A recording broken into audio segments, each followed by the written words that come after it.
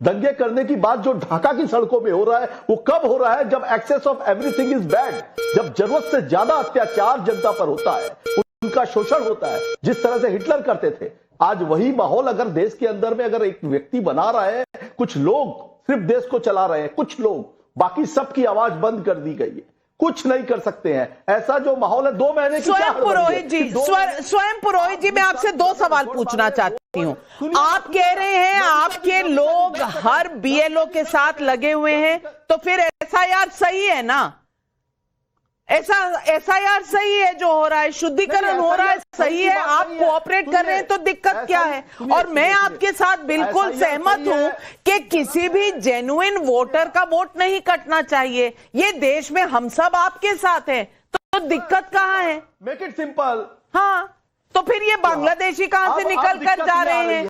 ये बांग्लादेशी 3 साल से क्यों छुपे हुए थे? इसका भी तो जवाब देना पड़ेगा ना आपको। अच्छा सुनिए नविका जी, जरूर देंगे। बहुत बहुत दुर्भाग्य का विषय है नविका जी कि आप मीडिया की होकर के आपको यह नहीं पता कि बीएसएफ कौन कंट्रोल करता है। गृह मंत्री अगर उसका जवाब नहीं दे पा रहे हैं कि यह घुस है नविका जी कि आप मीडिया की होकर के आपको यह नहीं पता कि बीएसएफ कौन कंट्रोल करता है। गृह मंत्री अगर उसका जवाब नहीं दे पा रहे हैं कि ये घुसे कैसे 2 साल पहले। 2 साल पहले कौन थे गृह मंत्री? हमारे नेता अमित शाह जी। हम नहीं, आपका समय आएगा तब दीजिएगा शहजाद जी, प्लीज थोड़ा सा समय समाप्त हो रहा है। जब घुसने दे रहे हैं तब आपने नहीं दिखाया, तब मीडिया भी सोई हुई थी। 2005 में कौन घुसने दे रहा था? 2005 से पहले कौन घुसने दे रहा था? जब ममता बनर्जी चिल्ला रही थी लोकसभा में, आप वहां थे कि नहीं थे मुझे नहीं पता। मैं वहां मीडिया गैलरी में लोकसभा में बैठी थी और ममता बनर्जी का पूरा गुस्सा मैंने देखा है अपनी इन आंखों से, और इस तरह से कागज उन्होंने स्पीकर पर फेंके वो मैंने देखा है। लेकिन रो पड़ी थी ममता बनर्जी। आज उसी से डिनायल में है। शहजाद पूनावाला पहले कहते थे एक भी बांग्लादेशी नहीं है, घुसपैठिए हैं नहीं, तो ये निकल कर कौन जा रहा है? और अब कह रहे हैं कि हम सहयोग कर रहे हैं, तो फिर एसआईआर गलत कैसे है? तो अगर ये सहयोग कर रहे हैं और बीएसएफ की जिम्मेदारी तय कर रहे हैं, तो जब बीएसएफ ने बोला कि 50 किलोमीटर अंदर तक जुरिस्डिक्शन रहने दो, और जब वो कह रहे थे कि 450 किलोमीटर के बॉर्डर पर चेक पोस्ट बनाने के लिए हमें जमीन दो, तो उसका विरोध क्यों किया? बीएसएफ को ना काम करने देंगे, और जब ये घुसपैठिए बाहर जाएंगे या घुसपैठियोयों को डिटेक्ट, डिलीट और डिपोर्ट किया जाएगा, तब उसका विरोध भी करेंगे। स्वयं जी, अब आप मुझे सिखा रहे थे कि मेरा समय आएगा, आपका समय आएगा। आप मेरे समय पर भी घुसपैठी की तरह बोल रहे हैं। अब घुसपैठिया बनना आपकी आदत है, फितरत है, डीएनए है। सुन लीजिए भाई, समय दूंगी आपको, मैंने बहुत समय दिया, अब जवाब भी तो सुनने पड़ेंगे ना। अब दूसरी बात यह है कि अगर घुसपैठे थे ही नहीं तो 2005 में ममता बनर्जी क्या चाह रही थी? कौन चाहे, वो कौन से वोटर थे जिसके खिलाफ उन्होंने पेपर्स फेंके? पॉइंट 1। पॉइंट 2, ये संविधान की बड़ी बातें करते हैं ना।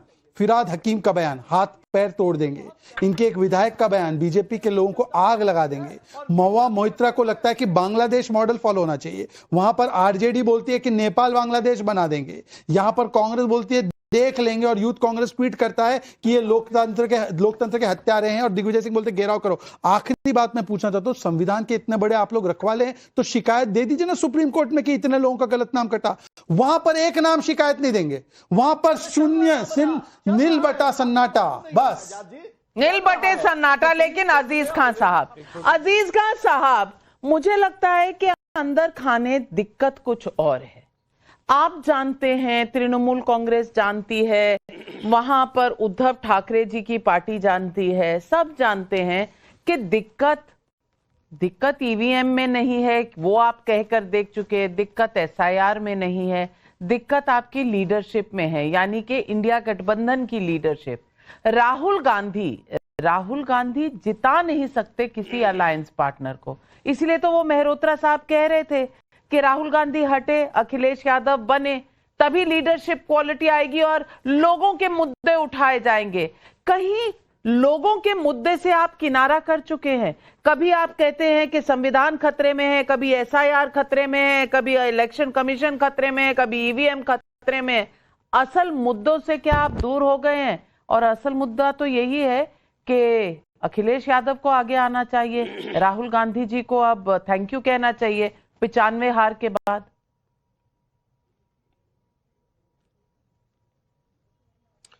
देखिए नाविका जी, सबसे इंपॉर्टेंट बात यह है कि हमारे नेता जमीनी नेता है और जमीन पर काम करते हैं। ये कोई हवा हवाई बात नहीं है।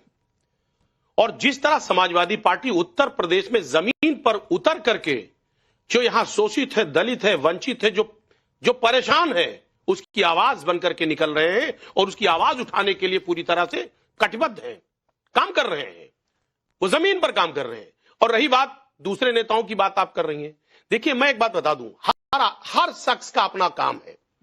राहुल गांधी जी का अपना काम है, हमारे नेताजी का अपना काम है। और सवाल इस बात का है कि आज जो परिस्थिति उत्तर प्रदेश में है वो परिस्थिति डिफरेंट है। ये बिहार नहीं है, उत्तर प्रदेश में यहां पर जो हालात है, यहां की जनता त्रस्त है और क्या चाहती है, वो बदलाव चाहती है। और अभी बार बार ये कह रहे साहब 27 ये है और 27 वो है। मैं एक बात आपको बता दूं, बहुत स्पष्ट कर दूं कि उत्तर प्रदेश में अभी लोकसभा का चुनाव हुआ है। क्या स्थिति रही लोकसभा में, क्या बदलाव रहा, ये पूरे देश ने देखा। अभी 27 में क्या होने जा रहा है। हाँ, एक बात जो एसआईआर की बात हो रही है, मैं एक बात इस पे स्पष्ट कर दूं कि यहां पर पीडीए प्रहरी है, यहां पे गड़बड़ी नहीं हो सकती और नहीं किया जा सकता। चुनाव आयोग या जो भी लोग हैं, अगर वो प्रयास करेंगे कि यहां के जो मतदाता हैं उनके नाम काटने का प्रयास करेंगे, तो यहां की जनता बर्दाश्त नहीं करेगी। जिस तरह बिहार में हुआ, 69 लाख वोट काट दिए गए, 21 लाख वोट नए जोड़े गए।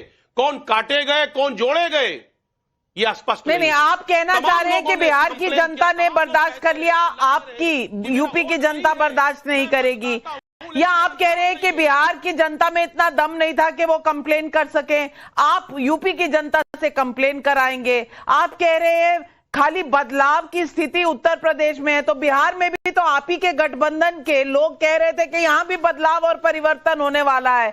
वो गलत थे कि आप सही हैं, मेरी समझ में नहीं आ रहा। अनंत विजय जी, मुझे समझ में नहीं आता कि ये गोल गोल बात क्यों करते हैं। यहां पर अलायंस में भी मेहरोत्रा जी तो कह रहे हैं, मेहरोत्रा जी सीधा कह रहे हैं कि अखिलेश जी को आगे आना चाहिए, क्योंकि राहुल गांधी का काम अलग है। जैसा अजीज खान साहब कह रहे हैं, काम अलग है, वो शायद विदेशों में है, इस देश के राज्यों में तो किसी और को ही करना पड़ेगा। तेजस्वी जी को डुबा दिया राहुल गांधी ने, अब अगली बारी किसकी है, सब ये सोच रहे हैं। और अंदर खाने इतनी मारकाट चल रही है, लेकिन बाहर कहने से डरते हैं कि कहीं बीजेपी का रास्ता साफ ना हो जाए। देखिए नविका जी, आपने अपने रिमार्क में यही कहा कि कुछ और है। मुझे लगता है आपको अपना कंप्यूटर का ऑडियो बंद करना पड़ेगा, इको हो रही है आवाज। जी, आपने यहां टीवी ऑन रखा हुआ है, आपकी आवाज गूंज रही है। आपका ऑडियो ठीक करूं, शहजाद पूनावाला जी जवाब दीजिए। इनका तो सिर्फ एको है, पर उनका एको चेंबर है और ये एको चेंबर से बाहर नहीं आ पा रहे। देखिए अब यहाँ पे मैं तो नाविका जी आपसे रिक्वेस्ट करूंगा, आप दो Samajwadi Party television debate and Samajwadi Party bite वाले दोनों अलग अलग करें। समाजवादी पार्टी बाइट वाले बोलते हैं कि भाई राहुल गांधी जो है उनसे कुछ हो नहीं पाता, इनको चेंज करो। समाजवादी पार्टी डिबेट वाले आते हैं और बोलते हैं कि नहीं, राहुल जी की गलती नहीं है, एसआईआर की गलती है। टीएमसी वाले बाइट वाले बोलते हैं कि राहुल बदलो, ममता लाओ। और टीएमसी डिबेट वाले आकर बोलते हैं राहुल की कोई गलती नहीं, एसआईआर जो है वो गड़बड़ कर रहा है। तो आपका स्टैंड क्या है भाई, एक तो स्टैंड ले लो। दूसरी बात, जो अजीज खान साहब ने कहा, बिहार की जनता, देखिए मैं खुद उत्तर प्रदेश में वोट डालता हूं, उत्तर प्रदेश की महान जनता का मैं सम्मान करता हूं, पर बिहार की जनता का तिरस्कार करना। और जिज्ञासु जी बैठे हैं यहां पे, मैं जिज्ञासु जी की जगह पे होता तो मैं अजीज खान को लथाड़ देता। भाई क्या कहने का मतलब है आपका भाई, कि बिहार की जनता ऐसे ही है क्या, राह फिरती है? और वो चिदम्बरम जी बोलते हैं कि सिटीजन्स की गलती, आपने वोट नहीं किया हमको। और आखिरी बात, जिज्ञासु जी पे जाएंगे। अब जिज्ञासु जी जरा जिज्ञासा पूरी करे, ये 25,000 वोट अगर डाल दिए थे ईवीएम में, तो वोटर लिस्ट में काय गड़बड़ कर रहे थे हम? और ये 25,000 वोट डलता कैसे ईवीएम में? जरा हमको टेक्नोलॉजी साइंस समझाइए, लालटेन वाली टेक्नोलॉजी समझाइए कि 25,000 वोट ईवीएम में डला कहां पे, कौन से ईवीएम में डला? रैंडमाइज होता है, फॉर्म 17C साइन होता है, भाई कौन सी मशीन कहां जाएगी किसी को पता नहीं होता। 4,000 वोट होते एक मशीन पे। ये जिज्ञासा पूरी कीजिए। रोहिणी जी की नहीं की, मेरी तो कर दीजिए। नाविका जी मुझे 10 सेकंड दे। ओके, अजीज बिहार खान की जनता का अपमान मत करना। अजीज खान साहब, फिर जयंत जी आपके पास आ रही हूँ। देखिए मैं कह रहा हूं, आप सुनिए। देखिए शहजाद जी मामले को कहीं ना कहीं टर्न कर रहे हैं। हम बिहार की जनता तो वोट डालना चाह रही थी, लेकिन उसके वोट काट दिए गए, उसके नाम हटा दिए। अच्छा, इंडिया हम ये बात अलायंस कहना निकम में चाहते थे, हैं। जनता इंडिया तो अलायंस बहुत के लोग उत्सुक निकम रही, में थे, लेकिन सच्चाई क्या रही? नाम काट दिए गए, अच्छा। लोग वोट नहीं डाल पाए, निखिल जैन आपको तमाम बोले, बड़ी निकम्मा दिक्कतें बोले रही। और ये बार बार ये कह निकम्मा रहे हैं साहब बोला। ईवीएम और ये वो। एक बात आप जान लीजिएगा, नहीं, ये कि निकम में EVM तो पे है, सवाल था, ये राहुल की है और टीम हमेशा निकम में है। रहेगा। ईवीएम पे सवाल कभी खत्म नहीं हो सकता है। ईवीएम का नहीं, सवाल आप ईवीएम का सवाल करते जाइए। वो हमेशा कहा जाता था, हम स्कूल में पढ़ते थे तब भी कहा जाता था, अपनी पढ़ाई पूरी ना हो तो कोर्स को, एग्जामिनर को, टीचर को सब दोष देते हैं। लेकिन जयंत जिज्ञासु जी, क्या बिहार की जनता इतनी सक्षम नहीं है कि बिहार की जनता तय कर सके कि वो आवाज उठाएगी? आज अजीज खान साहब कह रहे हैं कि बिहार में जो हुआ सो हुआ, यहां यूपी में नहीं होने देंगे, यहां बदलाव होगा। आपने कम कोशिश की थी बदलाव के लिए, लेकिन डुबाया तो राहुल गांधी ने। अब मर्ज को पहचानेंगे नहीं, दवाई के लिए ढिंडोरा पूरे शहर में।